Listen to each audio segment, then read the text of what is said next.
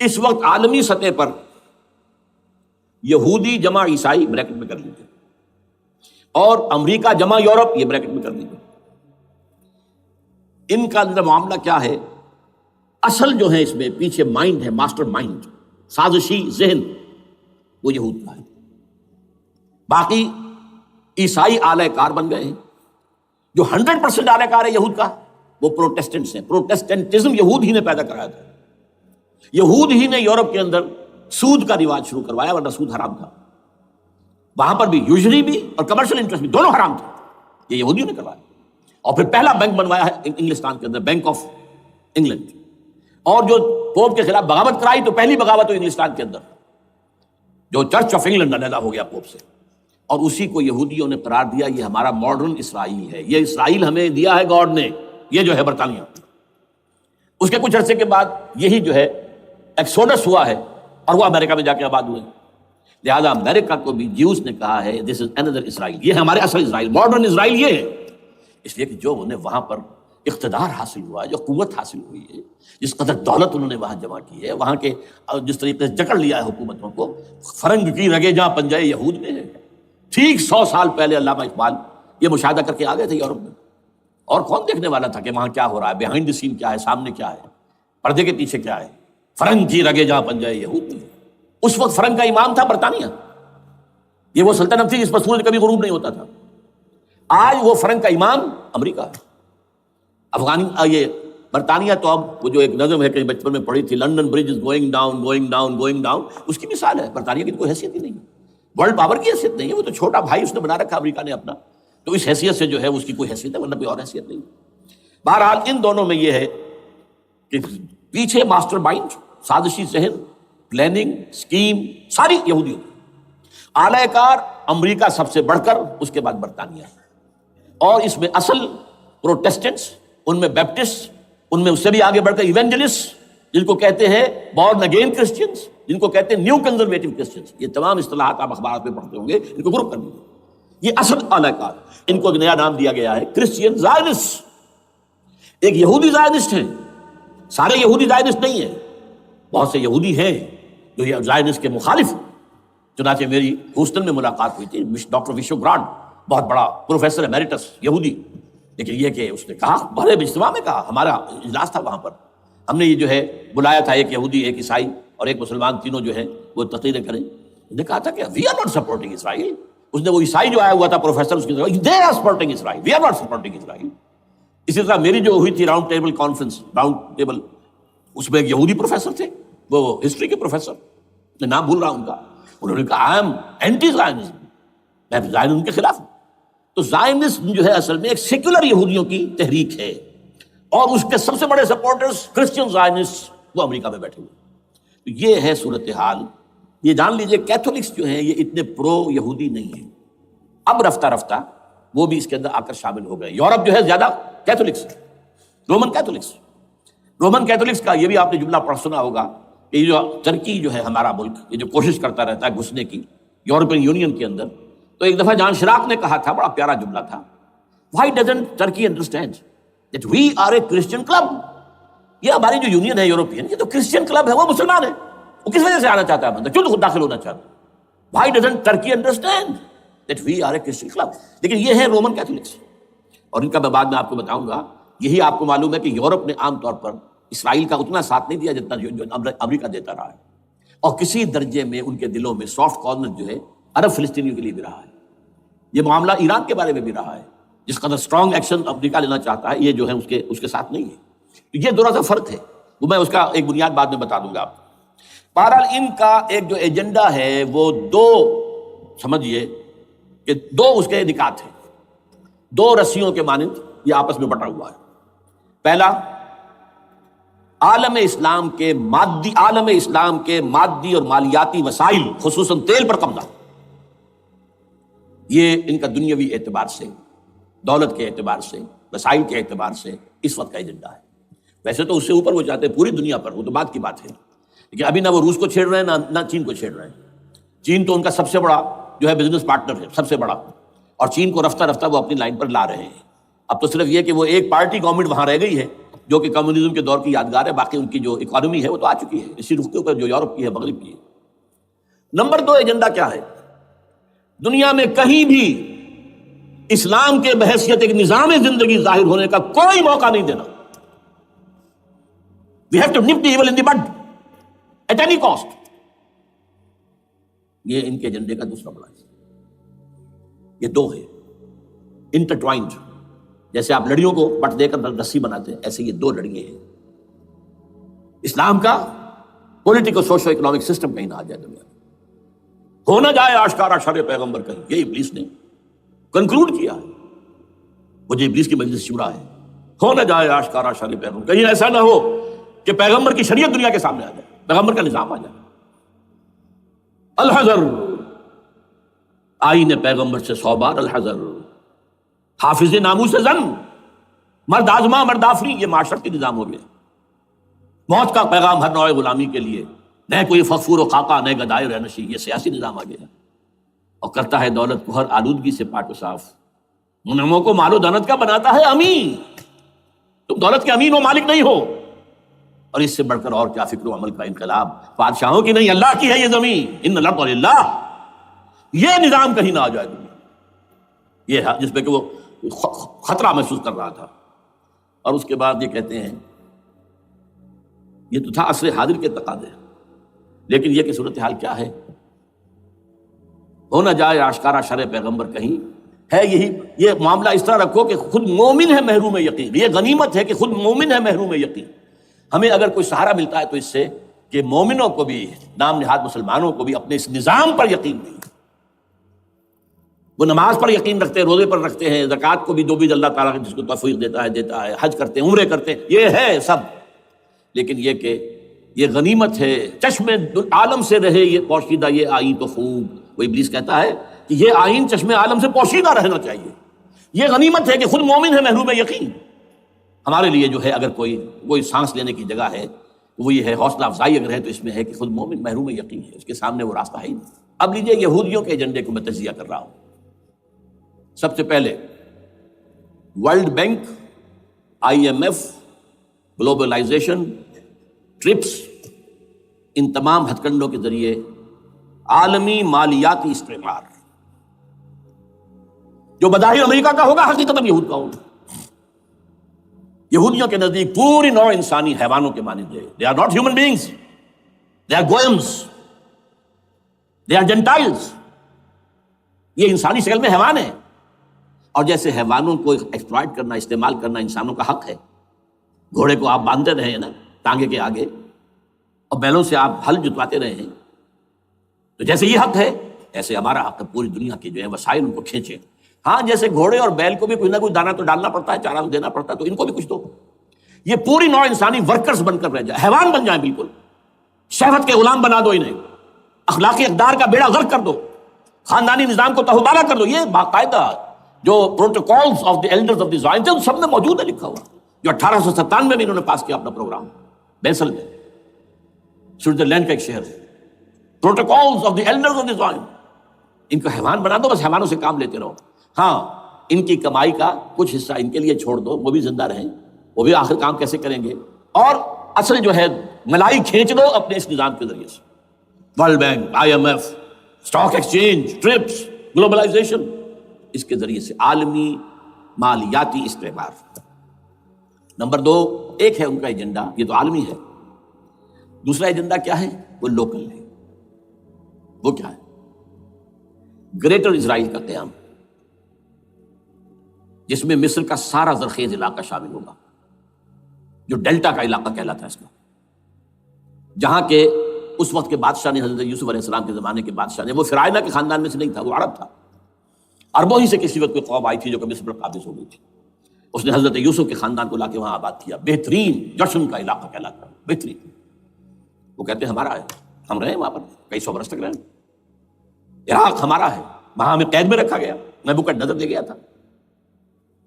عرب کا شمالی حصہ جو ہمارا ہے، وہاں خیبر میں یہودی قلعے تھے، اور وہاں مدینے کے اندر جو ہے 3 قبیلے یہودی تھے جنہیں محمد نے صلی اللہ علیہ وسلم نے وہاں سے نکال باہر کیا تھا۔ یہ جارڈن یہ ترکی کا بھی کچھ حصہ ہمارا ہے، باقی پورا لبنان اب پورا فلسطین، یہ سب اس کے اوپر بنے گا ایک greater Israel. This is there local agenda. اور اس کے لیے ضروری ہے ایک بہت بڑی جنگ.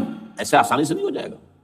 آرمگیڈون، جس کو حضور نے فرمایا الملحمۃ العظمیٰ، الملحمۃ الکبریٰ، بہت بڑی جنگ، جس کی خوفناکی اور تباہ ناکی کا اندازہ اس سے کیجئے. حضور فرماتے ہیں کہ اگر ایک باپ کے 100 بیٹے یا ایک دادا کے 100 پوتے ہوں گے تو ان میں سے 99 ختم ہو جائیں گے، ایک بچے گا. اور ایک جگہ فرماتے ہیں اتنی اموات ہوں گی، اتنی لاشیں ہوں گی کہ ایک نفاست پسند پرندہ جو ہے، جو گندگی پہ نہیں اترنا چاہتا. ایک تو ہے یہ کوے، چیلیں، گدھ، وہ تو گندگی ہی کی تلاش میں ہے مردار کھانے کے لیے، وہ تو لاشوں کو نوچ رہے ہوں گے. وہ پرندہ جو ہے نفاست پسند پرندہ، وہ نہیں اتر سکے گا، اڑتا اڑتا چلا جائے گا، لیکن لاشوں کا سلسلہ ختم نہیں ہوگا، یہاں تک کہ تھک ہار کر لاشوں پر گر جائے گا. یہ دور نہیں ہے. اس لیے کہ اس پر متفق ہیں یہودی بھی اور عیسائی. پروٹسٹنٹس، عیسائی اس کے اوپر پوری طرح متفق ہیں. آرمگیڈون، جسے آپ تھرڈ ورلڈ وار کہہ لیں، الملحمۃ العظمیٰ کہہ لیں، الملحمۃ الکبریٰ کہہ لیں، حضور کے الفاظ میں یہ آئے گی. اس کے نتیجے میں گریٹر اسرائیل بنے گا. نمبر 3 پھر بنے گا تھرڈ ٹیمپل، جو ٹائٹس نے گرا دیا تھا 70 میں، سن 70 عیسوی، جسے گرے ہوئے کتنا عرصہ ہو گیا؟ 2008. اندازہ کر لیجئے 1800 کتنے برس ہو چکے. وہ دوبارہ بنائیں گے تھرڈ ٹیمپل، اور اس کے لیے مسجد اقصیٰ کو گرائیں گے اور ڈوم آف دی راک، قبۃ الصخرہ، وہاں لا کر پھر اس میں کنگ ڈیونز تھرون لا کے رکھا جائے گا. یہ بھی میرے علم میں پہلی مرتبہ اسی ٹرمپٹ کے اشارے سے آیا. وہ کیا ہے؟ حضرت داؤد کا. آج سے کتنے ہزار سال پہلے کی بات ہے، اندازہ کیجیے. 1000 قبل مسیح، اور یہ اب 2000 ہو گیا عیسوی، 3000 برس تو ہو گئے. وہ کیا تھا؟ ایک پتھر تھا جس پر بٹھا کر حضرت داؤد کی تاج پوشی کی گئی تھی. پھر اسی پر حضرت سلیمان کی تاج پوشی ہوئی، پھر اسی پر ان کے بادشاہ آتے رہے، تاج پوشی ہوتی رہی. ٹائٹس نے جب گرایا ہے سن 70 عیسوی میں، یروشلم کو برباد کیا، 1,33,000 یہودی ایک دن میں قتل کیے، ایک دن میں، باقی نکال دیا، بھاگ یہاں سے. اس کو کہتے ہیں diaspora, that started in 70 AD. یہ منتشر ہو گئے، جس کا جہاز سنگھ سمایا چلا گیا، یورپ میں چلے گئے، شمالی افریقہ میں، مسلمان ملکوں میں، انڈیا میں آ گئے، ایران میں آ گئے، سب جگہ وہاں سے نکال دیے گئے، ڈائسپورا. بہرحال وہاں سے وہ ٹائٹس وہ پتھر لے گیا، وہ روم میں لے گیا. روم سے کسی طرح وہ آئرلینڈ پہنچ گیا. آئرلینڈ پیور کیتھولک ملک ہے، آپ کو معلوم ہوگا، اور وہاں پر پروٹیسٹنٹس کی اور کیتھولکس کی جنگیں ہوتی رہتی ہیں. کبھی بھی شیعہ سنی مسلمانوں کی اس طور سے خانہ جنگی نہیں ہوئی ہے جیسے کہ وہاں ان دو عیسائیوں میں کیتھولکس اور پروٹیسٹنٹس میں ہوتی ہیں. وہ رومن کیتھولک ملک ہے بیچ میں. وہاں سے وہ انگلینڈ میں آیا. انگلینڈ میں جب آ گیا، بلکہ وہاں سے اسکاٹ لینڈ سے انگلینڈ میں پھر اس کو ایک کرسی کے اندر اس کی سیٹ کی حیثیت سے بنا کر ایک تھرون کی شکل دے دی گئی. اور وہ جو ویسٹ منسٹر ایبے ہے، برطانیہ کے پارلیمنٹ کے ساتھ جو چرچ ہے، ویسٹ منسٹر ایبے، وہاں اس کو لا کے رکھ دیا گیا. اس وقت سے برطانیہ کے بادشاہوں اور ملکاؤں کی تاج پوشی وہاں ہوتی ہے. تو ایک یہ ہے کہ پھر اس کو لا کر وہاں رکھیں گے. اب یہاں سے اختلاف ہے، یہ نوٹ کر دیجیے. یہاں تک عیسائیوں کا، یہودیوں کا ایجنڈا ایک، یہاں اختلاف ہے. یہودیوں کے نزدیک ان کا مسیح آئے گا اور وہ وہاں بیٹھ کر پوری دنیا پر راج کرے گا. وہ مسیح جس کی خبر دی گئی تھی شروع کی کتابوں میں، جو تورات کی ابتدائی کتابیں ہیں، وہ تو حضرت مسیح کی شکل میں آ گئے. دی پروفیسی واز فلفلڈ. یہودیوں نے نہیں مانا، انہیں تو قرار دیا جادوگر ہے، کافر ہے، مرتد ہے، ولد الزنا ہے، اور اپنے بس پڑتے سوری پر چڑھا دیا. تو دوسری بات ہے اللہ نے کیا کیا، وہ ایک علیحدہ مسئلہ ہے. چنانچہ یہ کہ دی سچویشن از ویکنٹ، وہ مسیحا کی جگہ ابھی باقی ہے ان کی، and they are waiting for ہم. تو وہ آئے گا اور وہ یہاں اس تخت داؤد پر بیٹھ کر پوری دنیا پر حکومت کرے گا. عیسائیوں کا کہنا کیا ہے کہ در حقیقت حضرت مسیح نازل ہوں گے، سیکنڈ کمنگ آف جیسس، جس کو ہم بھی مانتے ہیں. اگرچہ ہوگا کیسے، حالات و واقعات کا کیا ہمارے نزدیک رنگ ہے وہ کچھ مختلف ہے، وہ میں اس کو بیان نہیں کر سکتا. حضرت مسیح علیہ السلام پھر اس تخت پر بیٹھیں گے ان کے عیسائیوں کے مطابق. چنانچہ پوپ جو مر گیا ہے، پال سیکنڈ، اس کو یہ ٹرمپٹ والے کہتے ہیں شیطان. اور ان کا کہنا یہ ہے کہ اس شیطان نے the old ancient Roman holy Roman empire کو ریوائیو کیا ہے یونائٹڈ یورپ بنا کر. اور ان کا مقصد کیا ہے کہ یہ فلسطین میں ایک رومن کیتھولک حکومت قائم کرنا چاہتے ہیں. یہودی اپنی حکومت چاہتے ہیں جو ہے، اور وہ اپنی حکومت چاہتے ہیں. یہ ان کا کہنا ہے. یہ میں نہیں جانتا کہ اس میں کس حد تک ان ایک دوسرے پر الزام درست ہے. لیکن جیسے کہ آپ کو معلوم ہے کہ انڈونیشیا کے اندر بھی ہوا تھا، ایک جزیرے کو تقسیم کر دیا، ایک حصہ جو ہے اس کا وہ رومن کیتھولک ریاست بن گیا، شاید نائجیریا میں بھی اس طرح کا معاملہ ہوا ہے تھوڑے علاقے کے اندر وغیرہ وغیرہ، تو یہ ہے۔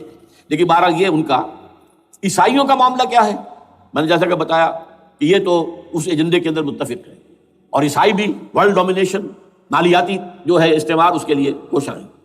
لیکن ان کے نزدیک حضرت عیسیٰ ابن مریم آئیں گے علیہ الصلوۃ والسلام، اور وہ حکومت کریں گے۔ اس پورے ڈرامے کا اسکرپٹ پورا یہودیوں کا لکھا ہوا ہے، اور انہی کی سازش اس پورے ڈرامے کے پیچھے ہے۔ البتہ بظاہر اس ڈرامے کا بڑا کیریکٹر جسے آپ ہیرو کہیں وہ امریکہ ہے، اور اس کے تابع یورپ بھی ہے۔ یہ ہے عالمی سطح پر معاملہ اس وقت۔ ویسے میری 2 کتابیں جو ہیں اس پر کتابچے ہیں، 4 سال پہلے میں نے اسی مقام پر 2 تقریریں کی تھی، ایک موجودہ عالمی حالات اور اسلام کا مستقبل، وہ دوسرا حصہ جو میں اس وقت نہیں چھیڑ رہا، ہوگا کیا اصل میں، جس میں یہ ہے کہ کہیں اسلامی ریاست قائم ہو، خلافت کا نظام قائم ہوگا کہاں ہوگا، یہ بحث نہیں کر رہا۔ حضرت مہدی کا ظہور ہوگا، وہ آئیں گے عرب کے اندر۔ پھر یہ ہے کہ وہ جو گریٹر اسرائیل کے خلاف جہاد ہوگا، اور اللہ کرے گا کہ رفتہ رفتہ یہ ممالک جو ان سے لے لیے جائیں گے، یہاں تک کہ بالآخر ایک یہودی اعلان کر دے گا میں ہوں مسیح، جس کو کہ عیسائی بھی کہتے ہیں اینٹی کرائسٹ، اور یہ کہتے ہیں یہ بیپٹسٹ بھی کہ اینٹی کرائسٹ جو ہے وہ یہودی ہوگا، جبکہ کچھ عرصے پہلے بہت بڑا پروپیگنڈا ہوا تھا کہ اینٹی کرائسٹ جو ہے، دجال جو ہے وہ تو مسلمان ہوگا، نہیں، لیکن وہ کہتے ہیں کہ ہوگا یہودی ہوگا، اور پھر اس یہودی کو قتل کریں گے حضرت مسیح، دی ریئل مسیح، اصل مسیح جو اٹھا لیے گئے درمیان میں، وہ آئیں گے، اور ان کے ہاتھوں دجال بھی قتل ہوگا، اور پھر مسلمانوں کے ہاتھوں ایک ایک یہودی ختم ہوگا۔ پھر ایک عالمی اسلامی ریاست قائم ہوگی حضرت مسیح کے ہاتھوں، اور وہاں پر حضرت مسیح ایک حدیث میں آتا ہے 40 برس تک پوری دنیا پر حکومت کرے گی۔ بہرحال یہ دوسرا پکچر ہے جو ہمارے سامنے، میں اس وقت کی تفصیل میں نہیں جا رہا، جو ان کے سامنے پکچر ہے وہ میں نے آپ کو بیان کر دیا۔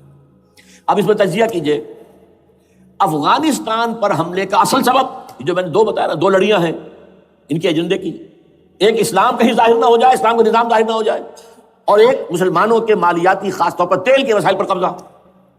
اب افغانستان میں کیا ہوا ہے، یہ سارا معاملہ تھا اسلام کا راستہ روکنے کے لیے، کہ یہاں تو اسلام ایک شکل دکھا رہا ہے اپنی، اور اگر انہیں موقع مل گیا تو یہ تو ایک ایسی ویلفیئر اسٹیٹ قائم کر دیں گے، زکوٰۃ کا نظام قائم ہو جائے گا تو اعلیٰ ترین ویلفیئر اسٹیٹ قائم ہو جائے گی، اور اگر یہاں پر جو ہے یہ ساری سزائیں نافذ ہو گئی، معاشرہ کرائم فری ہو جائے گا، لوگوں میں محبت ہوگی، مساوات ہوگی، اور یہ کہ عام لوگوں کے لیے ویلفیئر ہوگا، اور یہ سامنے نظام آ گیا تو پھر ہمارا یہ نظام کیپٹلزم یہ کہاں رہے گا، اس کو تو منہ چھپانے کی جگہ نہیں ملے گی۔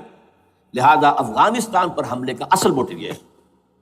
البتہ یہ ساتھ ہی یہ بھی تھا کہ افغانستان کے راستے سے سینٹرل ایشین سٹیٹس جو ہیں ان سے پائپ لائنیں لا کر، اور وہ پھر کہیں گوادر کے آس پاس سمندر تک لائے جائے، تاکہ ہم وہاں کے جو ہے ڈرین کر سکیں، جو تیل اور گیس کے ذخائر ہیں سینٹرل ایشین سٹیٹس کے اندر، جو مسلمان سٹیٹس ہیں، تو اس کے لیے راستہ جو ہے وہ لینا چاہتے تھے افغانستان سے۔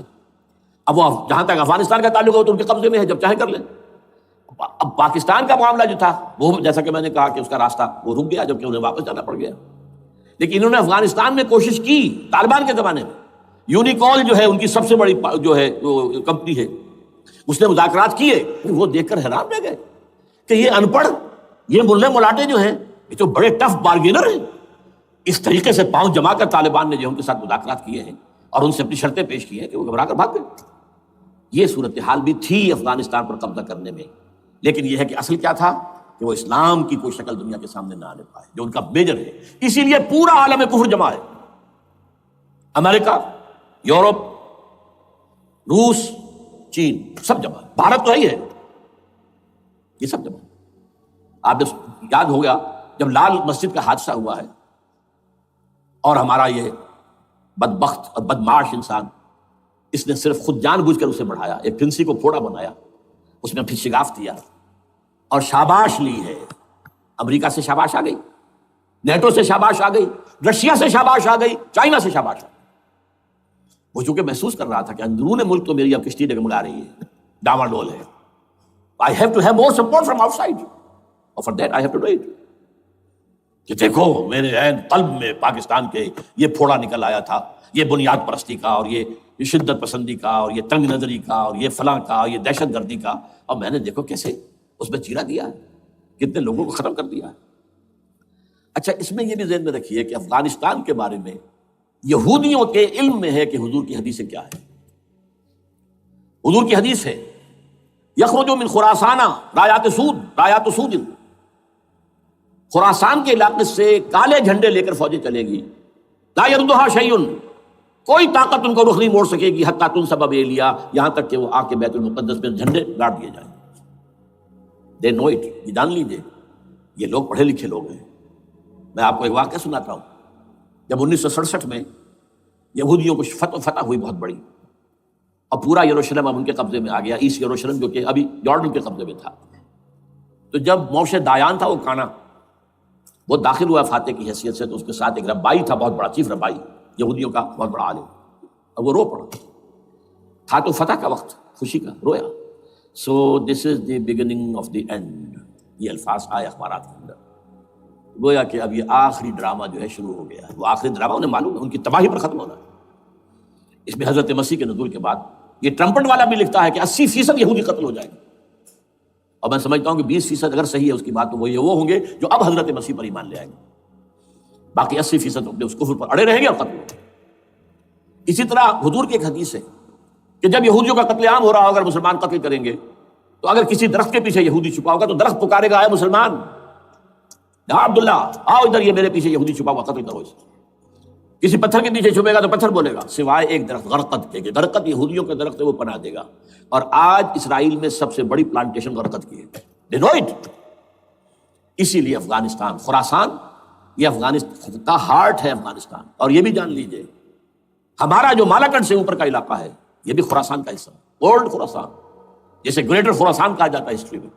ایک میں نے ایرانی سے پوچھا تھا اس کے بارے میں، تو اس نے کہا خراسان ہمارا ایک صوبہ ہے. میں نے کہا وہ تو مجھے معلوم ہے، جس کا دارالخلافہ مشہد ہے اور یہ ان کا مقدس شہر ہے، وہ تو اسے مکے کی طرح سمجھتے ہیں. بہرحال میں نے کہا میں پوچھ رہا ہوں پرانا خراسان بزرگ، تو خراسان بزرگ کا انہوں نے بتایا پورا افغانستان اس میں شامل. اور پھر یہ اسٹیٹس جو ہیں سینٹرل ایشین اسٹیٹس، اور ایران کا ایک حصہ اور پاکستان کا ایک حصہ، یہ جو مالاکنڈ کہلاتا ہے. اور یہ بڑی معنی خیز بات ہے کہ وہیں مالاکنڈ سے تحریک چلی ہے، جو اصل تحریک ہے طالبان پاکستان، وہ سوات سے چلی ہے. بہرحال اس وجہ سے، اس پہلو سے یہ جو ہے افغانستان پر حملے کا سب سے بڑا سبب وہ تھا. دوسرا جو تھا وہ یہ کہ ان کو جو پائپ لائن لے کے آنی تھی اس کے لیے، لیکن وہ ظاہر بات ہے کہ اس میں جو ہے جو طالبان نے وہ ان کی چکمے میں نہیں آئے. اس پر ایک کتاب ہے کہ جو انگریزی میں ہے عابد اللہ جان کی، Afghanistan the genesis of the last crusade. Afghanistan سے آخری صلیبی جنگ کا سلسلہ شروع ہو رہا ہے. بہت جو ہے چشم کشا ہے، معلومات افزا ہے، انگریزی میں ہے. اچھا، عراق میں معاملہ برعکس تھا. عراق میں تیل کا معاملہ بھی تھا تو صرف امریکہ کا تھا. جو یورپ ہے وہ زیادہ تر کیسپین کے ایریا کے تیل کی طرف نگاہیں رکھتا ہے. یہ جو ہے یہ اصل میں سارا جو ہے یہ امریکہ کا معاملہ ہے. اور دوسری طرف یہ کہ یہاں کو مذہبی سلسلہ نہیں تھا، حالانکہ تھا، وہ یہودیوں کا تھا. وہ کیا تھا؟ Extension, first step towards the establishment of greater Israel. یہ بات اچھی طرح سمجھ لیجیے. یہاں پہ تیل کا معاملہ بھی میں نے کہا تھا نہیں، دو لڑیاں ہیں جو چل رہی ہیں. تیل کا معاملہ یہاں خاص طور پر عراق کے اندر زیادہ، افغانستان میں بہت کم. لیکن یہ کہ یہاں پر بھی جو اصل ہے بیہائنڈ دی سین، جو اصل چیز کیا ہے کہ گریٹر اسرائیل کے قیام کی طرف پہلا قدم. میں یاد دلاتا ہوں آپ کو، جب فرسٹ گلف وار ہوئی تھی جس میں عراق کا بھرکس نکال دیا گیا تھا، اس کے اختتام پر کہا تھا شوارز کرافٹ، جو ان کا کمانڈر ان چیف تھا الائٹ فورسز کا، اس نے صاف کہا تھا، مجھے آج تک ایک لفظ یاد ہے، we fought this war for the protection of Israel. اور اب جو ابھی ہوا معاملہ، جب صدام گرا ہے، اس کا مجسمہ بھی گرا ہے، تو اس کے بعد وہ شخص، وہ بدبخت، وہ خبیث جو ابھی پڑا ہوا کومے میں، شیرون نے کہا تھا ان قریب عراق پر ہماری حکومت ہوگی. اور اس سے پہلے تو ہم صرف عراق میں سے یوفریٹس تک کا علاقہ مانگتے تھے، دریائے فرات تک کا. اب ہمارا مطالبہ یہ ہے کہ ہم تو در حقیقت دجلہ تک جائیں گے، دجلہ، تاکہ پورا کا پورا جو فرٹائل دو آبا ہے دجلہ اور فرات کے درمیان کا بہترین علاقہ، وہ سارا ہمارے پاس. اس سے آپ اندازہ کر لیجیے کہ یہ دونوں چیزیں جو ہیں دونوں جگہ موجود ہیں. وہاں مذہبی زیادہ ہے افغانستان کا، لہذا یہاں بہت بڑی جو ہے کولیشن بن گئی. عراق میں تو وہ کولیشن نہیں بن سکی. یورپ بھی ساتھ نہیں آیا، America had to go it alone, اسے کرنا پڑا ہے. زیادہ سے زیادہ کوئی ٹوکن، آسٹریلیا کا کوئی ٹوکن معاملہ جو ہے وہ برطانیہ کا وہ شاید ٹوکن ٹائپ جو ہے وہی یہ کامن ویلتھ پرانی جو ہے چلی آ رہی ہے، اس میں شاید کینیڈا کا، باقی تو کوئی. یہ جو آل ورلڈ کولیشن بنی تھی وہ افغانستان کے خلاف کیوں ہے؟ یہاں سے اسلام کی ریسرجنس کا اندیشہ ہے. یخرج من خراسان رایات سود لا یردها شیء حتی تنصب بایلیا. حضور کے زمانے میں ایلیا جو ہے وہ کن کے قبضے میں تھا؟ عیسائیوں کے. اس کے بعد ہمارے قبضے میں آیا، لیکن پھر کروسیڈرز نے ہم سے لے لیا تھا، اور 88 برس وہ عیسائیوں کے پاس رہا، 1099 عیسوی سے لے کر 1187 تک. اب پھر یہود کا قبضہ ہے. پہلے عیسائیوں کا تھا، اب یہود کا. اب ان سے لینا واپس، پہلی مرتبہ بھی عرب نہیں لے سکے تھے، کھونے والے عرب تھے، واپس لینے والا کرد تھا صلاح الدین ایوبی رحمۃ اللہ علیہ. اب بھی کھونے والے عرب ہیں. مصر اور شام اور اردن تینوں کا مقابلہ کیا اس نے، اسرائیل نے، اور قبضہ کیا پورے ویسٹ بینک پر، گولان ہائٹس پر، سینائی پیننسولا پر، اور یہ کھو دیا ہم نے اپنے ہاتھ سے. اور اب بھی عربوں میں تو کوئی دم نہیں ہے، کوئی جان نہیں ہے. ان کو عیاشیوں نے، دولت مندی نے بالکل تباہ و برباد اور کھوکھلا کر کے رکھ دیا. بہرحال یہ جو چیزیں میں نے آپ کو بتائی ہیں، یہ تو وہ پلانز ہیں جو سب شیاطین جن و انس کے پروگرام ہیں. وہ جیسے کہ کبھی کہا تھا خمینی صاحب نے، شیطان بزرگ، دی گریٹسٹ شیطن امریکہ. اصل میں امریکہ، اور اس کے پیچھے حقیقت میں یہود. سامنے امریکہ، پیچھے یہود. بالفعل کیا ہوگا یہ تو پھر اللہ ہی جانتا ہے کیا ہوگا. وَمَكَرُوا وَمَكَرَ اللَّهُ. کافر اپنی چالیں چلتے ہیں، اللہ اپنی چال چلتا ہے. اور سَنَسْتَدْرِجُهُم مِّنْ حَيْثُ لَا يَعْلَمُونَ وَأُمْلِي لَهُمْ إِنَّ كَيْدِي مَتِينٌ.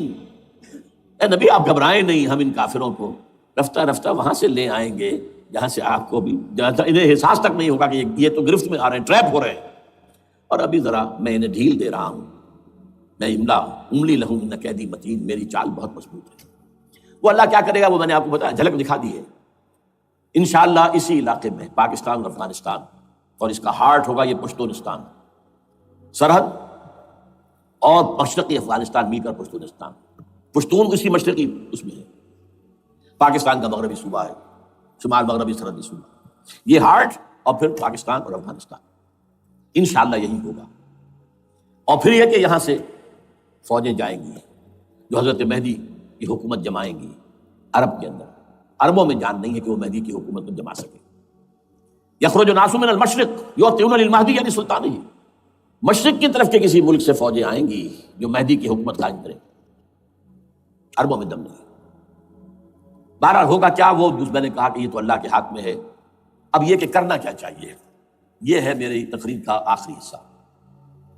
دیکھیے ذوالفقار مرزا نے جو کچھ کہا اور سید قائم علی شاہ نے، میں خوشائند سمجھتا ہوں کہ طالبانائزیشن اور ہے، اسلامائزیشن اور ہے. ٹھیک ہے، چلیے آواز مکے اور مدینے. طالبانائزیشن کے اندر کچھ بغیر تعلیم یافتہ، کچھ جذباتی، اس طرح کے لوگ بھی ہیں جن میں انتہا پسندی بھی ہے، جیسے کہ میں پہلے بیان کر چکا. افغانستان میں ہوا ہے، افغانستان کے اندر بھی رفتہ رفتہ وہ اپنی چیزوں سے نکل رہے تھے، نکل جاتے ہیں، لیکن موقع نہیں دیا گیا. نبتی ایول اندی بات ختم کر دیا گیا. اسی طرح ہمارے سرحدی صوبے میں جیسا کہ میں بتایا 3 قوتیں برسر ہیں. Who knows it؟ کون کیا ہے. لیکن بہرحال یہ کہ پہلی بات یہ، اسلام اور پاکستان لازم و ملزوم ہیں. یہاں اسلام آئے گا تو یہ ملک رہے گا، نہیں آئے گا تو ختم ہو جائے گا. اس میں کوئی شک نہیں. میری 2 کتابیں پڑھ لیجیے اگر اللہ توفیق دے، ہمت دے. اسلام اور پاکستان، یہ سن 67-68 کی تحریر ہے میری. جینیسس آف پاکستان کیا تھا، how Pakistan came into existence. پھر یہ کہ میں نے استحکام پاکستان کے نام سے سن 85 کے اندر کتاب لکھی. یہ دونوں کتابیں پڑھیے. پاکستان کا کوئی جواز نہیں اگر یہاں اسلام نہ آئے، اور واقعی ہم جواز کھو چکے ہیں. تو اللہ تعالیٰ ہمیں مہلت دے رہا ہے. لیکن اب یہ سمجھ لیجئے، یہ اللہ تعالیٰ کی طرف سے ایک خاص مہلت ہے، اور شاید آخری مہلت ہے جو ہمیں مل رہی ہے. تو بدترین سزا کے وہی مستحق ہیں. اور جان لیجئے کہ وہ ہولو کاسٹ مڈل ایسٹ میں آنے والا ہے، آرمگڈون، الملحمۃ العظمیٰ. میں نے یہ ساری چیزیں اپنی ایک کتاب میں لکھ دی ہیں. سابقہ اور موجودہ مسلمان امتوں کا ماضی، حال اور مستقبل. ایک موجودہ امت مسلمہ ہے ہم، ایک سابقہ امت مسلمہ ہے معزول شدہ، وہ ہیں یہود، اب بھی موجود ہے. امت موسیٰ ہے، صاحب تورات ہے. ان کا ماضی کیا ہے، حال کیا ہے، مستقبل کیا ہے؟ مستقبل میں سب سے بڑا پیچ جو پڑنے والا ہے، جیسے پتنگوں کا پیچ ہوتا ہے، ان دو امتوں کا ہے۔ مڈل ایسٹ سب سے بڑی جنگ، تاریخ انسانی کی عظیم ترین جنگ کا میدان بنے گا، جس کو حضور نے نام دیا الملحمۃ العظمی، عظیم ترین جنگ۔ احادیث موجود ہے میری اس کتاب کے اندر، حوالوں کے ساتھ ہے، ٹیکسٹ کے ساتھ ہے۔ ویل للعرب من شر قد اقترب، ہلاکت اور بربادی ہے عرب کے لیے اس شر سے جو قریب آ چکا ہے۔